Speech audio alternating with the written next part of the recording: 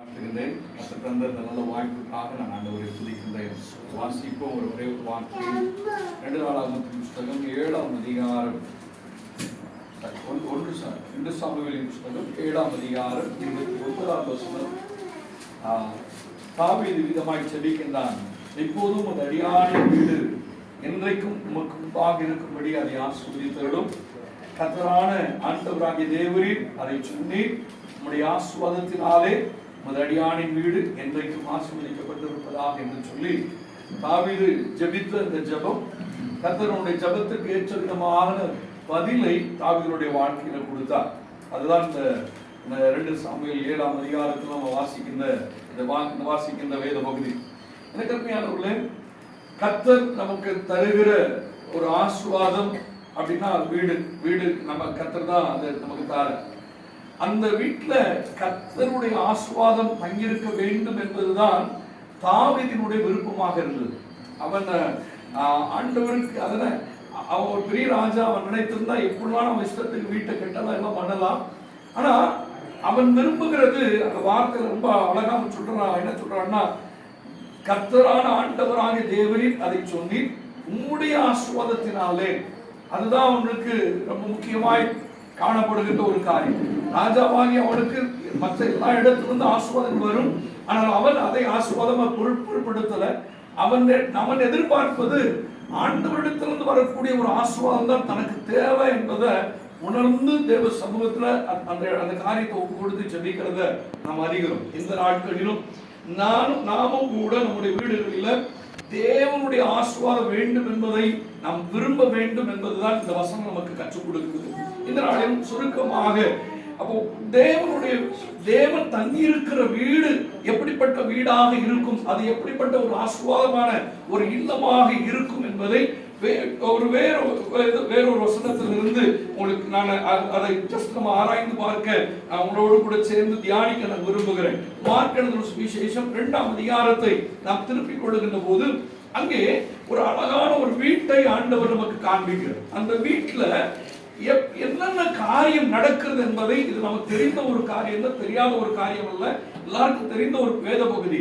இந்த வேத பகுதியில எனக்கு ரொம்ப பிடித்த ஒரு காரியம் அதுல நடக்குது. அங்க ஆண்டவர் இயேசு அந்த வீட்டிற்கு வந்தார் என்று சொல்லி வேத வசனம் 2வது வசனம் சொல்லுகிறது. சில நாட்களுக்கு பின்பு அவர் மறுபடியும் கப்பர்நகமுக்கு போனார். அவர் வீட்டில் இருக்கிறார் என்று ஜனங்கள் கேள்விப்பட்டு. அப்போ ஒரு வீட்டுல ஆண்டவருடைய ஆசீர்வாதம் என்பது என்ன அப்படின்னு சொன்னா, இயேசு இருக்கிறார் என்பதை ஜனங்கள் கேள்விப்படணும். இது இன்றைக்கு அநேக கிறிஸ்தவருடைய வீட்டுல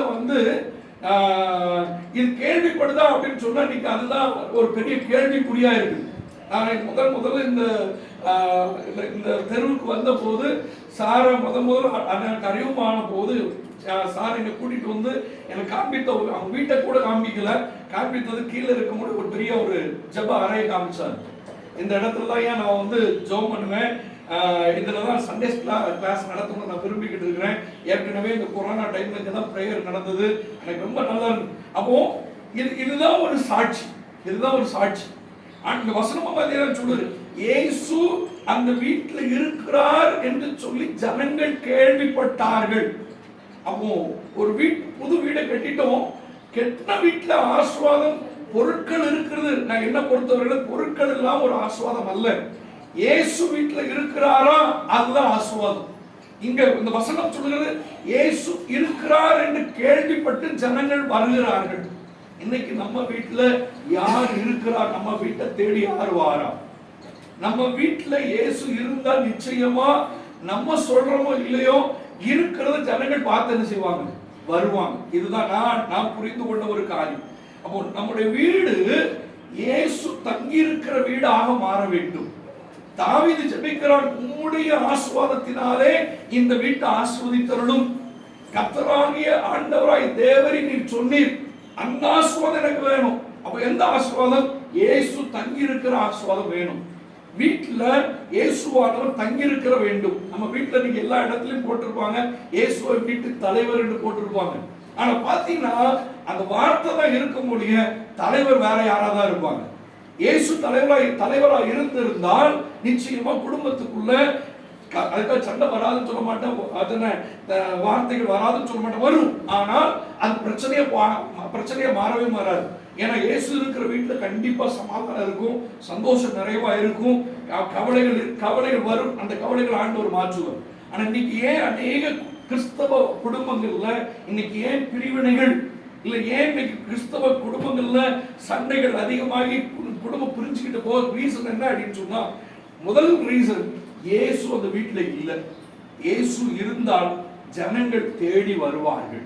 அடுத்த வசனம் சொல்லுகிறது, 2வது வசனம், உடனே வாசலுக்கு முன்னும் நிற்க இடம் போதாதபடிக்கு அநேகர் கூடி வந்தார்கள், அவர்களுக்கு வசனத்தை போதித்தார்.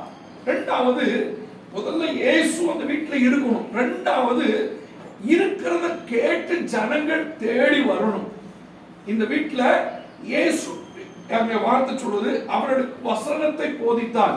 அங்க இயேசுனுடைய போதனை அந்த வீட்டுல இருந்துச்சு, கர்த்தருடைய வார்த்தை அந்த வீட்டுல இருந்தது. அந்த வார்த்தை சொல்லப்பட்டுட்டே இருக்குது. இந்த வார்த்தை சொல்லப்படுறத ஜனங்கள் கேட்க ஓடி வராங்க, கர்த்தருடைய வார்த்தையை தேடி வர்றாங்க. ஏன்னா இன்னைக்கு எல்லா இடத்துலயும் மெசேஜ்கள் உண்டு, எல்லா இடத்துலயும் நீங்க டிவி ஆன் பண்ணாலே எத்தனையோ போதகர்கள் டிவில மெசேஜ் கொடுத்துட்டு இருக்காங்க. அதெல்லாம் அதுக்கு அகைன்ஸ்ட் கிடையாது. ஆனா இன்றைக்கு நம்முடைய வாழ்க்கையில இருந்து கர்த்தருடைய வார்த்தை எத்தனை பேருக்கு அது பிரயோஜனமா போகுது? நம்மகிட்ட இருந்து போகணும், நம்ம வீட்டுல இருந்து போகணும். டிவில இருந்து போற சத்தங்கிறது அல்ல, நம்முடைய வாழ்க்கையில இருந்து கர்த்தருடைய வார்த்தையை நம்ம எத்தனை பேருக்கு நம்ம சொல்லிக் கொடுக்கிறோம். நம்ம வீட்டுல நம்முடைய பிள்ளைகளுக்கு, நம்முடைய குடும்பத்தை சார்ந்தவர்களுக்கு ஆண்டவருடைய வார்த்தையை நம்ம எந்த அளவுக்கு சொல்லுகிறோம், இதுதான் முக்கியமானது. இரண்டாவது ஆசீர்வாதம், கர்த்தருடைய வார்த்தை நம்ம வீட்டுல இருக்கிறது. கர்த்தருடைய வார்த்தையை நம்ம வீட்டுல நம்ம சொல்றத ஜனங்கள் கேட்டு வருவாங்க, அந்த வார்த்தையை கேட்பதற்கு ஓடி வருவாங்க. ஏன் அன்னைக்கு ஜனங்கள் இயேசு போதிக்கிறான்னு சொன்ன உடனே அந்த போதனையை கேட்க ஏன் ஓடி வந்தாங்க? ஏன்னா மக்களுக்கு தெரியும் அந்த வார்த்தையில என்ன எப்படிப்பட்ட வளம் இருந்துச்சுன்னு சொல்லி. அவருடைய ஒரு வார்த்தைக்காக ஜனங்கள் ஏங்கி கொண்டிருந்தார்கள். இன்றைக்கும் ஜனங்கள் அதே போலதான் இருக்கிறாங்க. எங்க விடுதலை உண்டு, எங்க எனக்கு ஆசீர்வாதம் கிடைக்கும், எங்க என் சரீரத்திற்கு பிரச்சனை மாறும், யார் எனக்கு என்னுடைய கவலைகளை மாற்றுவாங்க, யார் என்னுடைய வேதனையை மாற்றுவாங்க சொல்லி ஜனங்கள் அங்கு முன்னு ஓடுகிறார்கள். அப்ப நம்ம வீட்டுல கர்த்தருடைய வார்த்தை இருக்குமானால் நிச்சயமாய் நாம் சொல்லுகிற அந்த வார்த்தை ஜனங்களுடைய வாழ்க்கையில விடுதலை கொடுக்கக்கூடியதாய் மாறும். இதுதான் ஆண்டவர் எதிர்பார்க்கிற வீடு. இந்த வீடு தான் ஆஸ்வதிக்கப்பட்ட வீடு. இங்க இந்த வீட்டுல இயேசு இருக்கிறார் கேள்விப்படுறாங்க, உள்ள வராங்க, வந்தவர்களுக்கு ஆண்டவருடைய வார்த்தை போதிக்கப்படுகிறது. மூன்றாவதாக இங்க என்ன நடக்குது? 10வது வசனம் 11வது வசனத்தை வாசிக்கின்ற போது அங்க ஆண்டவர் அற்புதத்தை செய்கிறார். அப்போ இயேசு வீட்டுல இருக்கிறாரு, வார்த்தை போதிக்கப்படுது. மூன்றாவது, அந்த வீட்டுல இயேசு வார்த்தை இருந்ததுனால அற்புதங்கள் நடக்குது. அந்த வீட்டுல அற்புதங்களை கர்த்தர் செய்ய ஆரம்பிக்கிறது. உள்ள வருகிற அத்தனை பேருக்கும் அற்புதங்களை கர்த்தர் செய்து கொண்டிருக்கிறார். ஆக்சுவலா அதனை ஒரே ஒரு திபிதுவாரக்காரனை கொண்டு வந்து வைக்கிறாங்க 4 பேர் சேர்ந்து. ஆனா அவனுக்கும் அற்புதம் நடக்குது, வருகிற ஜனங்களுக்கும் அற்புதம் நடக்குது. அந்த வீட்டுல கர்த்தர் எதிர்பார்ப்பது என்னன்னா, இங்க இருந்து அற்புதங்கள் செயல்பட வேண்டும். அதுதான் ஆசீர்வாதம். இதுதான் நான் கற்றுக்கொண்டது.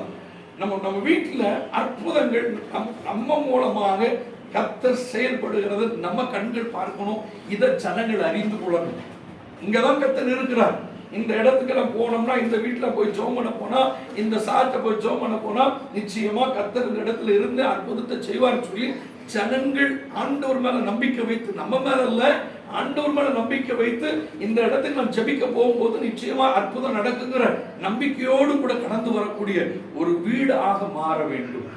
அப்படி மாறும் பட்சத்தில் நிச்சயமா கர்த்தர் அந்த இடத்துல அற்புதங்களை செய்வார். இது ஆண்டவர் எதிர்பார்க்கிற ஒரு வீடு, ஒரு ஸ்தலம் இப்படிப்பட்டதாக இருக்க வேண்டும் என்று சொல்லி ஆண்டவர் விரும்புகிறார். அடுத்ததாக என்ன அடி நடக்குது அப்படின்னு சொன்னா, அந்த வீட்டுல இது இயேசு என்பதை ஜனங்கள் அறிந்து கொண்டார்கள். இயேசு எப்படிப்பட்டவர் என்பதை ஜனங்கள் அறிந்து அந்த வீட்டுக்குள்ள வருகிறார்கள். அப்ப நமக்கு இயேசுங்கிறத நம் பிறருக்கு அறிவிக்கக்கூடியவர்களாகவும் நாம் இருக்கணும். இயேசு இந்த வீட்டுல இருக்கிறாருங்கிறத நம்ம அறிவிக்கணும்.